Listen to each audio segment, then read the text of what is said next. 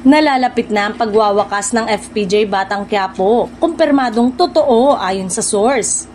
Usap-usapan ngayon online ang tungkol sa nalalapit na pagtatapos ng top rating kapamilya action drama series na FPJ Batang Quiapo ni Coco Martin.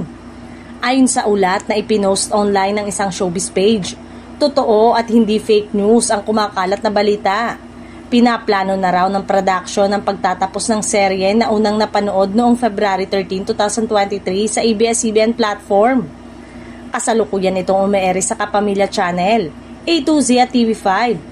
Ang Batang Quiapo na gawa ng ABS-CBN Studios, Dreamscape Entertainment at CCM Film Production ay isa sa mga pinakamatagumpay na teleserye sa kasaysayan ng Kapamilya Network. Sa loob ng halos 2 taon, naging bahagi na ito ng gabi-gabing buhay ng maraming Pilipino at patuloy na nagtrending sa social media dahil sa mga intense na eksena at makapagbagbag damdaming kwento ni Tanggol. Maraming netizen ang nagpahayag ng panghihinayang sa nalalapit na pagtatapos ng serye, habang ang iba naman ay umaasang magbabalik si Coco Martin sa isa namang malakas na proyekto pagkatapos nito.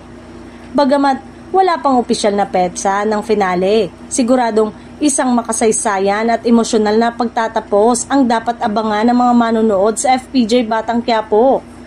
Una nang sinabi ni Coco sa interview na magkakaroon siya ng 2 pelikula sa susunod na taon, kaya hindi malabong totoo ang balita dahil magiging busy ang schedule ng aktor dahil dito.